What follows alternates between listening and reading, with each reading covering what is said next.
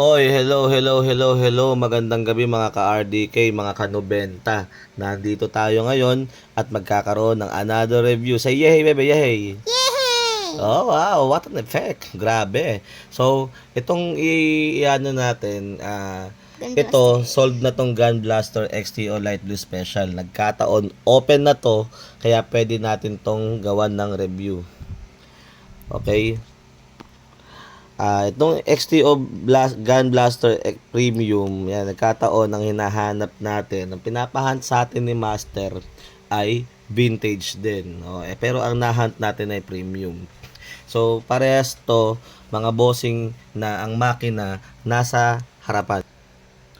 Okay, so ang una nating ipe-flex mga bossing ay itong Premium Gun Blaster XT o FM chassis. I-correct nyo ako ang alam ko sa FM, front motor. Yung A, paki-comment na lang kung ano ibig sabihin ng A. Okay? So, flex muna natin yung box. Yan yung box niya. Sa Let's Go kasi na palabas, 'di ba laging magkakalaban muna sila nag-uumpisa. Laging nagkakarerahan muna sila tapos parang palagay ko ito yung ito yung alaga nung kalaban dun sa movie. Okay? Naging ano to si Costco, yung Costco na nabili, yun yung ano natin. Yun yung ah yun yung pinaka nakalimutan ko kung ano tawag doon sa Costco na yun eh. Basta na-sold na siya. So ayan mga bossing ha. So katulad ng ginagawa natin, gagawin natin pagtatabihin natin. Tapos ayan. Wow, it's Okay. like light. Light blue special Costco. Shoutout natin dito, Boss Jello, ang ating master, si Boss Jello Master. Yan. Tamiya. Okay. Wow. So, yan. Gawin natin, ang una nating i-flex ay yung cowl nila. Wow. First this. Ayan. And this. Ito muna. Itong cowl na to, siyempre kitang-kita blue na blue. Ito, balita ko, ito yung kinakater. Dapat mahusay kamay mo dito. Kinakater yata to. Correct me if I'm wrong ha, paki-comment na lang mga boss. Pero pagkakaalam ko, kinakater yan, kinakater to. So, yan, pakita mo anak. Yan yung XTO light blue special. Ito yung XTO Gun Blaster. So, lagyan natin sa likod. This one is see-through. Yeah, transparent. Yeah. Sa chassis naman nila, Wow, this is blue and this is light blue. this is black. Okay. Layo mo konti anak. Masyado malapit yan. Black. Ito yung black. Ito naman siyempre Light blue. Blue. Yan. The Paki-comment iron na lang din kung ano yung mas prefer nyo na pang race at kung alin yung mas prefer nyo na pang display. Yan.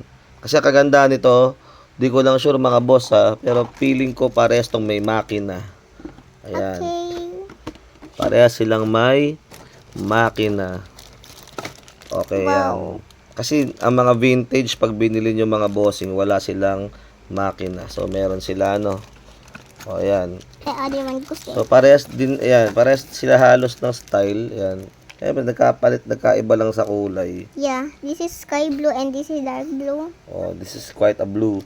Ayan, basta blue. Ayan. It's a little bit purple. Yun. Nakikiblog po ang anak ko. Okay, ito naman yung gulong nila. Wow. Gulong ng XTO Gun Blaster Premium. Sky XTO blue, black. Light Blue Special. Yan, meron pang ganito. Di ko alam kung sa kabila din. Yan, ito yung difference. Yung sa light blue meron ito. Not sure ako, pero parang ito yata ay yung nilalagay. Di ko sure bahala kayo na mag-research kung para saan to. Basta ito yung difference niya, meron siyang ganyan. But this one doesn't. Ito. Sa likod nila, black and blue. Sky. Tapos, sa gulong, white. White and red. Ayan. Tapos, sa sticker nila, Yay, stickers! favorite nakikita. Ito yung favorite ng anak ko na nakikita niya. Ayan. This look like Optimus Prime. Ayan. Gun Blaster. Saka Gun Blaster din. XTO Light Blue. Ayan. So, yan. Madalang ko nang ipakita yung ano eh. Oh. Madalang ko nang ipakita yung sa manual. Pero, nakita nyo naman kung ano ang difference mga bossing, no?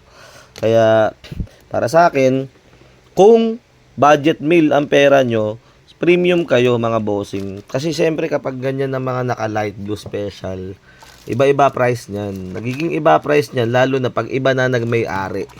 Okay, yun lang naman pananaw ko lang ha. Nagigiba kasi siyempre, lalo pag di naman niya binuo. Nasa nagtitinda kung bababaan niya o okay lang sa kanya mamigay ng laruan na palog eh. Nasa sa kanya yon, no? Kasi may mga ano yan, may supplier, may reseller na gusto collector din. So ganun. So far, yan yung laman ng ating mga kits. Okay? RD Collectoys signing out. Kaya mga bossing, tong pagkokolekta ay luho. Hindi pang ano to, ang pagkokolekta ng Tamiya, pag sinimulan mo, just like other toys, kailangan may budget ka talaga, no? Kaya kailangan mga bossing, kung di ka naligayahan sa isa, ihandaan nyo ang laman ng inyong bulsa. Okay, happiness is for a cause. Pero laging tatanda, lagi ko sinasabi, buy what you deserve, buy what you can afford, and higit sa lahat, buy what makes you happy. Okay? Oh. Goodbye, thank you. Say goodbye, anak. Goodbye.